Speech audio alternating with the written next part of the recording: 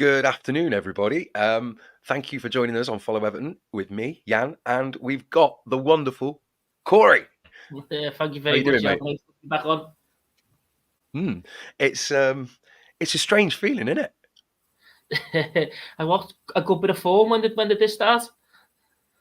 Um, yeah, I mean, welcome everyone for joining us. Ryan and the rest of the team are otherwise busy with other things. Corey, very kindly, wonderfully, is well, jumping in with eagerness to follow Everton. And what better one to join me for the first time with than 3 points away from home against opposition that are directly below us and been struggling.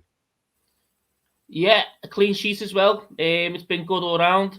The only way Yeah, it could have been better is if I put Mikalenko on. I kept him off my fantasy football. It's the only downside today, but look, he's got yeah. Everton a clean sheet. My fantasy can wait another week. And I swear to God, it's the torture of being an Evertonian because not only, Mikalenko wasn't playing, but not only that, Young did well.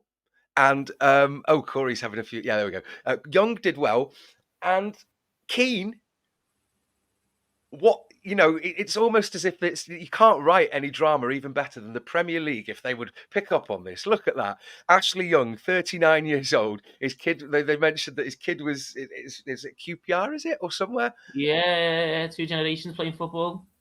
Oh, simultaneously there he is putting a solid performance, and Keane, other end of the pitch. The angle on that. Do you know what? When I watched it, I was unaware that he scored. It wasn't until he celebrated that I thought, no, there's no way that's gone in. Not from that angle. Not a centre back on his left foot. And absolute rocket. And look, I know. keeper had no chance even at the near post. What a strike. I know. But then again, right? I don't want to be all doom and gloom, but it does raise the question for me of I don't know if you saw any tweets or news today about Beto being dissatisfied, unhappy, let down, and DCL didn't get a goal. It's like, oh, There's like, I don't know if you thought that because it was a wonderful result, but at times it felt a little bit shaky, didn't it? Yeah, I mean, they've got the attacking ability to put teams to the sword. They've got a lot of ability. They've been competitive in every single game they've played this season, despite not winning. But we've shown our class there. Defensively, we're very, very solid. Yeah, there was the penalty thing aside, but we were the better side throughout that whole game. Even the second half, when they had little bit more possession, a bit more control, they still weren't troubling us. So I'm very happy with the result today. I know it seemed though that we when I say shit, a bit shaky, there were times when they overloaded our players and stole the ball back and had very quick feet and were doing all these things. And thankfully, we didn't allow ourselves, maybe when we had done previously in the past games, months, seasons, where we sort of flap a bit and that let them to play. We panic as a result of that. And then but today we didn't, and we managed to, get the ball back at times. And I will say that we played, I think, with a bit of nous, with cuteness, with a sort of, yeah, okay, yeah, I have been pushed. I'm going to make a deal of this, or I'm actually going to go down and get a free kick, and that penalty. Yeah, I mean, about time we get a little bit of luck. Considering what happened a couple of weeks ago at Newcastle, if that had been given against us, it's a good job it wouldn't have been a Goodison if that had happened, because I think fans would have stormed the pitch. But look, I think it was a penalty. I think the one the other week was a penalty. But the consistency, we'll take it. I'll be happy with the consistency. Yeah. Nice bit of luck. Again, it's really hard to say though, because even we're saying that. We watched it, or I saw it on like replay and stuff, and you still can't get a clear view. Did he slip? Did McNeil's foot go like down as a result of him moving and trying to place his foot? Did he try to place the ball? And I think the referee, I don't know if you agree with this, but I think the referees now, they rather than having to make a call, they instinctively see that and they trust it to the VAR process. And sometimes we haven't seen the right results being, as a result of that. And okay, so you might think that was a penalty, and the one, last week against Newcastle. Okay, I get it, but what I'm thankful for is maybe they have their own logic in it, but at least for once there's been consistency. Exactly, and that's the main thing, is the fact that if we didn't get the one last week, it's okay. It's kind of worked itself around, but the consistency is the most important thing. As fans, you might not be happy with certain rules, but if they apply them evenly and equally and consistently throughout the season to all teams, then there's no real argument to have there. I mean, I just need to check a thing. Did you happen to see who got booked for Everton? Whether we were on the receiving end of a booking for when we'd been fouled, like Tarkowski had been pushed off the pitch, or something like that. Or no, it was when it was Young had got swiped by the sideline. And I don't know. I'll just have to check now. Maybe someone in the comments very kindly will correct me whether he got booked, because it seems no, it was only Keane that got booked. Yeah, Keane got booked for stopping Amari Hutchinson. That's the only one that I can remember. The lap, lucky not to get one, but from our side, only the one. Good boys today. Oh, just got some of the regulars popping in here. Wow. David said Dom should practice scoring goals with the chicken like Rocky when he was training. Mark Foster, good performance and result. Yeah, it was a lot better, a lot more cohesive. And again, what we've kind of touched on, I don't know if you agreed entirely with what I've said, but he is far too wasteful. It's exciting to think that we might see, well, when will we see Broja? Any Yeah, ideas? I think the pronunciation's Broja or Broya. He's closer than Chimiti is, isn't he? So that's a bit of a surprise. I don't know if he's as much of a proper target man, like focal point number 9. Every time I've watched him, he's seen the kind of fellow who would drop out wide and bring other players into the game. Into the channels and the... Yes, so I don't know if it'll be used as a change in system, or maybe later in the game to go 2 up top, whereas he drops deep kind of thing. I don't think I mean, but having said that, are we not being too hopeful to hope to see 2 up front? It depends on what we do with the midfield. We've never had a good 4-4-2, have we? You know what I mean? So, and I can't see a 3-5-2 where we go 5 at the back. No. I think it'll just be certain system changes for certain games. We haven't played 4-4-2 in about like 20 years, I think. And even then that wasn't a full-time, and that was when we had the sort of 4-5-1 with a 2 in the midfield, and it was strange. I've just got to address something, Corey, by the way, because although this is the first time we've done a video together, everyone's commenting on it. Oh, evening everyone. Rod. Evening lads. Oh, who that is? Yann. Yes, beardless Yann from Aussie Chris. Hey, Aussie. Thank you so much for doing the watch along. David's got, where's my beard? Well, I can grow it back, but Aussie's DCL needs lessons from Keane. Absolutely. I mean, what other positives would you take from that? As TJ said here, Calvin Phillips was shocking today. Glad we never got him. Yeah, positive-wise, number 1, Calvin Phillips. He looked like every bit the Championship player today. Didn't look interested. The clean sheet, very, very good. It's something else to build off. That's 2 on the bounce. I think Mykolenko had a very, very solid game. It's kind of gone a bit under the radar, but defensively, his one-on-ones, no one was getting past him. Even on the ball, he tried to do a little bit more than what you'd usually expect. I'm sure he done a feint at one point, a little feint on the ball. So him being back to full performance, full fitness, full confidence, that's a fantastic start for us. We can build from that, and then hopefully rely on the likes of Iliman and Ndiaye and McNeil to push us forward even more going forward. Because to address the issue of we've got a striker that doesn't score goals. Yeah. It was nice as well to see signs that we're going to see more inclusion from other players, as you say, with Mangala coming on. But it's very strange that we didn't have any other substitutions. Yeah, I don't think. I mean, we had 3 right backs, 2 goalkeepers on the bench, so I don't think he was too confident. He's never confident in bringing subs on anyway. I was quite happy with no subs until about 70 odd minutes when they brought Smodic on. They really started to get some impetus. At that point, then you've got to change it. He did bring obviously an extra body in midfield, which is right. Whether I would have personally brought someone else on as well, but look, 2-0, we got away with it. No other goals scored. Trust them on this one. And we saw more, as Ozzy just said here, we saw a lot more of an end product from Harrison's contributions and works that he was, getting balls in. I mean, okay, even DCL got the cross in that was just nipped out by one of their defenders. I do apologise. But I mean, it'd be interested if, by any chance, any Ipswich fans are watching on there. Get your comments in, because, like, we obviously focus from an Everton point of view, but it would be interesting to think.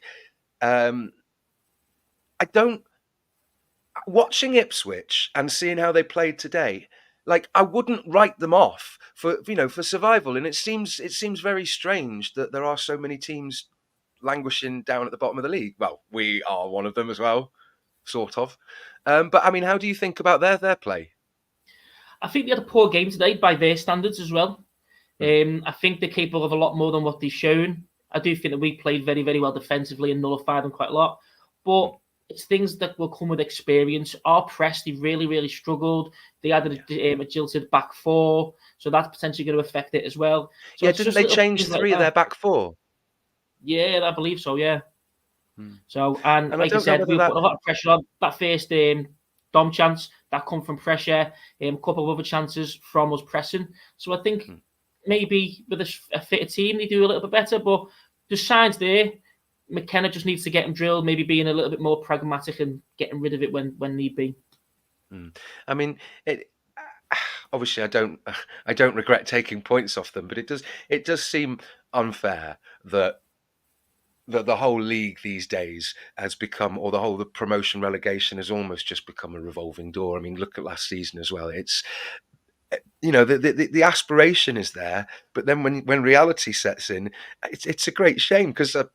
Forgive me, I don't know how old you are, Corey, but I remember Ipswich and Norwich and Charlton and QPR and all these teams that, and for a while, at least in increasing frequency, teams come up and then they don't stay up, and it becomes this whole thing of, you've got Europe, the rest of the league, a few teams that might go up and down, but so then you've got like 15 teams there.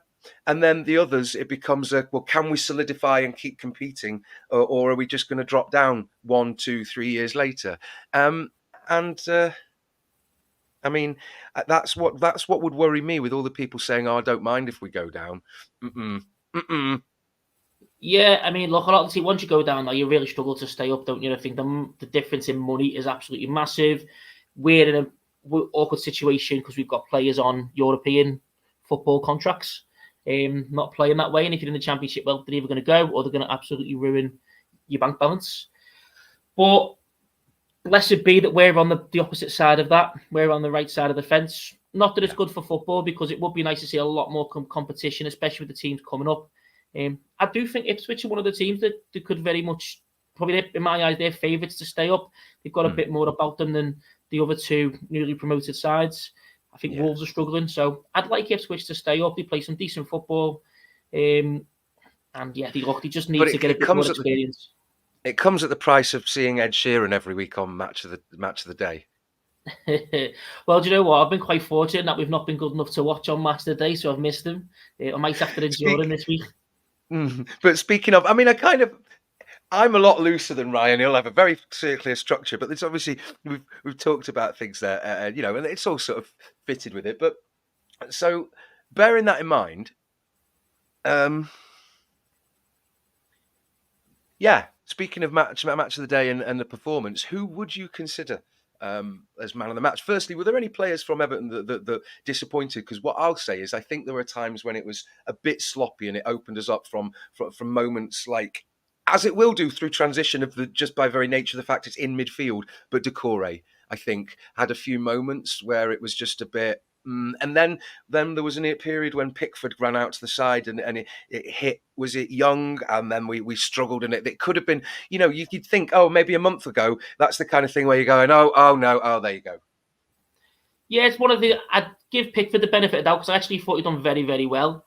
I think a better team, then if he's playing that ball out, they're going to take that. And that's a brilliant counter-attack that he's brought himself from some fantastic sweeper keeper play, Edison-like. Decore as well, probably the most disappointing, or Calvert-Lewin. But again, to caveat that, he did make a couple of mistakes. He is chaotic. He is sloppy. We know that about Abdoulaye Decore. But he had a very strong game. He also done a brilliant bit of play when, I think it was Young, played the ball out to him. He let the ball run, dummy the fella. He feinted it and ran forward. Yeah, Very clever play. So I think it's just the nature of the player that he is. He can do some fantastic stuff, but he's also very sloppy in that midfield. It's a bit headless chickeny. There's an element Yeah. of that. Yeah, but I mean, having said that though, that's why I think he was a lot more dynamic at Watford. He had somebody else covering him in midfield, and we haven't had a consistent sort of structure that means that we've had a solid. I mean, we wanted Amadou Onana to be that player, and etc. Yeah, so it's yeah, you do. It's a nature. You have to accept it, I suppose. But I wouldn't say I was disappointed or angry with them. It's what happens. I mean, when there's transition play, when Ipswich were playing 3-4 players crowding out to get the ball, which is what you have to do to if you want to attack a game that you think you're not the better team. You have to do that. And well, I don't know if would you think that McKenna would have considered his team the lesser team considering our positions? I don't think so. Probably from his point of view, Ipswich's point of view, they all wanted to win and probably knew the form that we were under and thought that they could cause us a little bit of an upset. But yeah, look, very, very even keel. I think our experience has showed it could do with a bit more technical ability in the team, but we know what we've got. I think we played very, very well. It's a very solid Dyche performance. Yeah. I'm happy to take it. Roll on next week. Yeah, I mean, and Corn You Blues said, "Don't our players start to dribble and play fancy passes? Infection from Ndiaye." And I was worried that he was going to be his footballing inclinations were going to be sapped out of him by being. But no, he's impressed because he got a goal. That's probably not in his mandate. It's not in the brief to go out there and score. It's just create, cross. But he shows a desire, and the fact that he went in and nicked that ball, and yeah, he's enigmatic. He gets us off the seat. He gets the rest of the team going. But most importantly, because he's that good, he draws two players to him. So when he does that, he creates more space. And considering how static our team is, he's fantastic for that. We could probably do with another one or two of him in that front line. I mean, that's it. Finally, it's when you see that, sometimes it's like, no, go on, it's your instinct. Like, surely they must be trained a bit like horses to run or greyhounds. Like, there's a big open space in front of you. The man that's gone that way is like, the man there's gone. You're like, oh, run, fucking run. Yeah, I mean, football's like chess. It's all about movement, who goes where. Pep Guardiola's the best for that. And it might not be the fella making the run who's going to score, but that run's going to be so pivotal to creating space for someone else. Our players don't do that. Whether it's Dyche, whether it's a mindset thing, they don't do that. But more of that, more of Ndiaye's score more. But do you think that might be a sort of thing of? Oh, sorry, let's not get ahead of ourselves. So your man of the match. Well, is it Keane? Is it Ndiaye? Is it Pickford for? I don't know. Michael Keane, give Mikalenko and Ndiaye close second, third.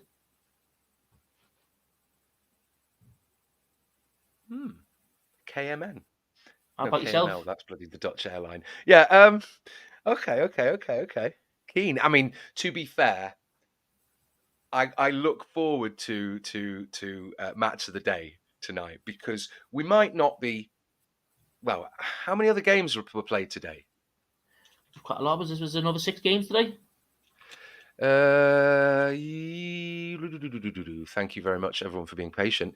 There was a total of 7, which I've not checked any of the other results today. So if anyone else is oblivious, which you've got the internet in front of you, and I'm sure you're not, Corey, but Spurs 4-1 against West Ham. Fulham, Villa played. Wow. Okay, cool. That's good for us for next week. Fulham lost 3-1 at home to Villa. United 2-1 Brentford. Newcastle. Oh, this is delightful. There must be some people here who are loving my reactions. Brighton got 1 goal win at Newcastle. Oh, this is wonderful. Southampton, Leicester. Okay, fair enough. That's reasonable for us, I suppose. And Bournemouth, Arsenal still 0-0. Yeah, and I think the Fulham game as well. There was a red card for Fulham, I believe. So that's a play out for the game next week as well. So more benefits for us.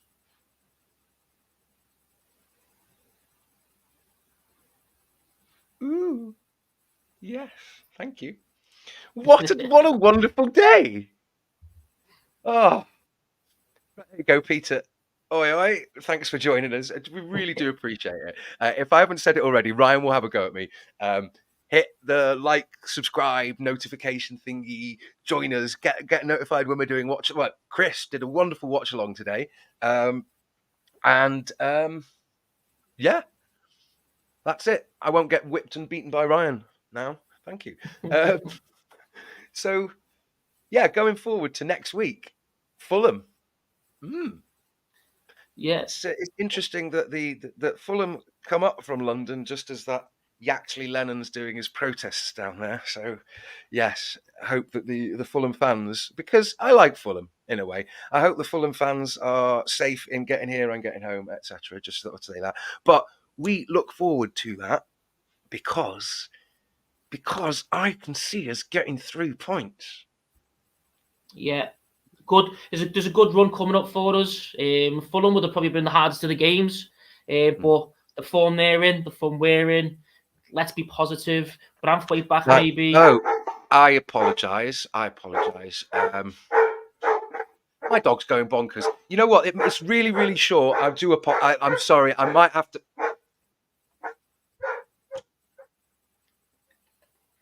Is that audible? Can you hear that? I am so sorry. He's just singing the blues. Yeah. Well, she's just happy and excited, I suppose, that we've got 3 points. Right. I'm so sorry, everyone, but thank you for joining me and Corey as my dog goes absolutely bonkers at Everton getting 3 points. Yeah. So that penalty, you would have said, oh, red card for Arsenal as well, just to keep people up to speed with what's happening here. Saliba has been sent off. Oh dear. Which could be interesting. Yeah. So that penalty. Now, having a look at it, how do you think it was? Was it a foul because he placed his foot there, knowing that was it Delap? Who was it who went down? It was Jack Clark.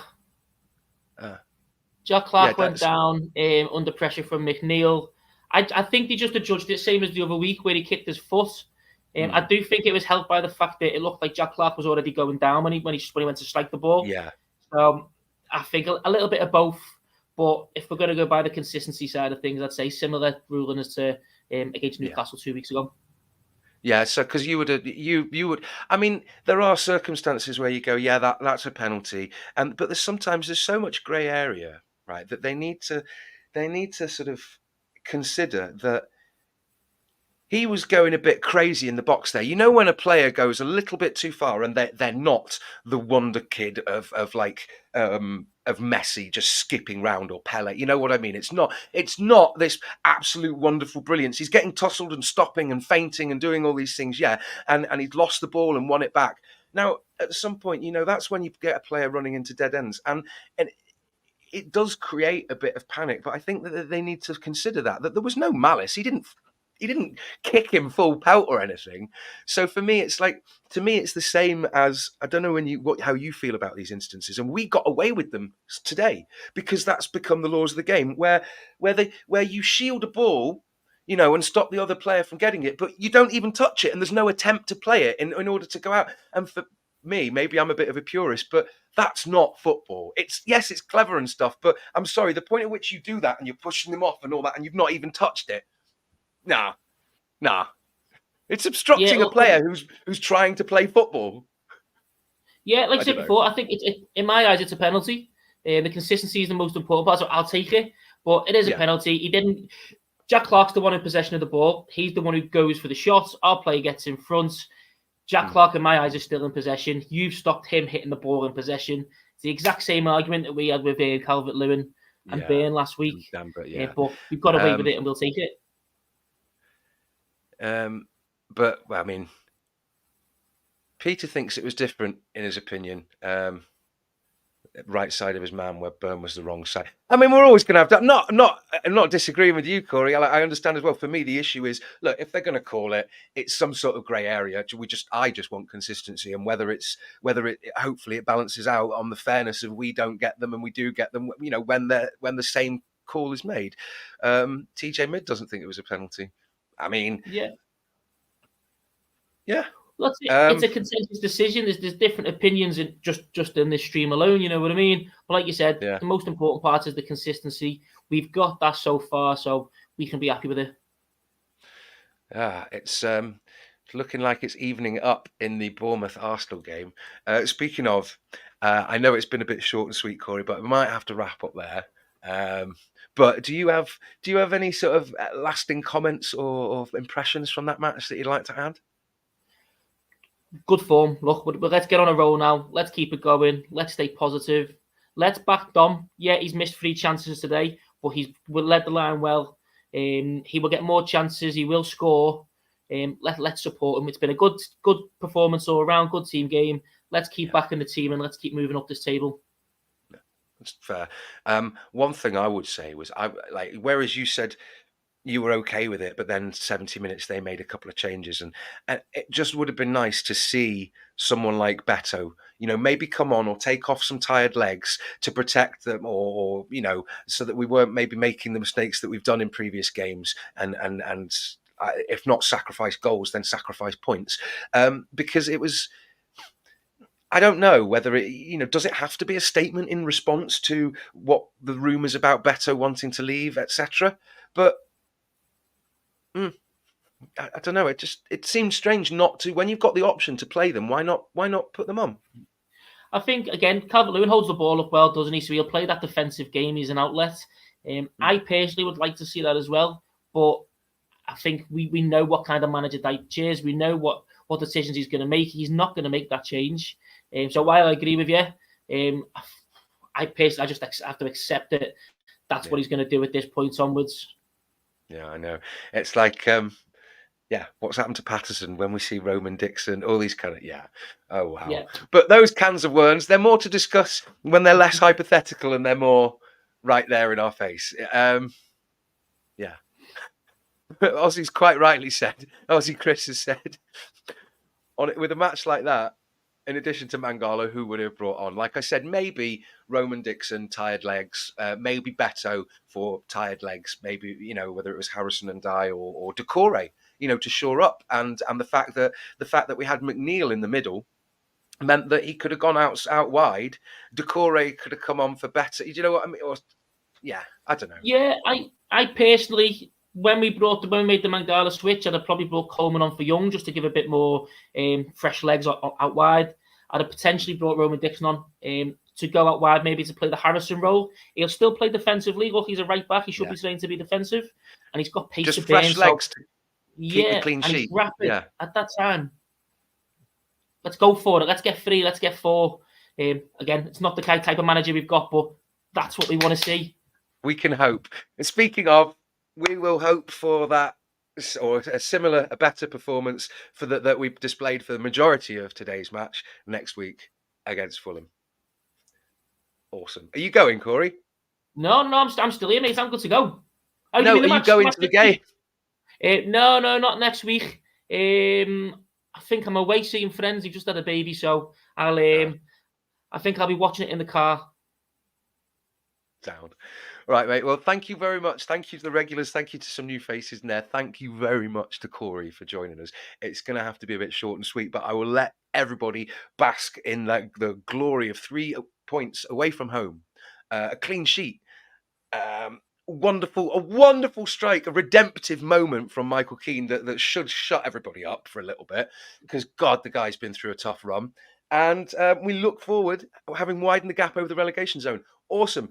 Thank you very much. Up the fucking toffees. Yes, up the toffees. Thank you very much for coming on, Corey. Thank you, everyone. Have a wonderful evening. Catch the Bournemouth Arsenal game. And on that note, it's goodbye from him. Peace. Goodbye from him. I know. I gets me all the time.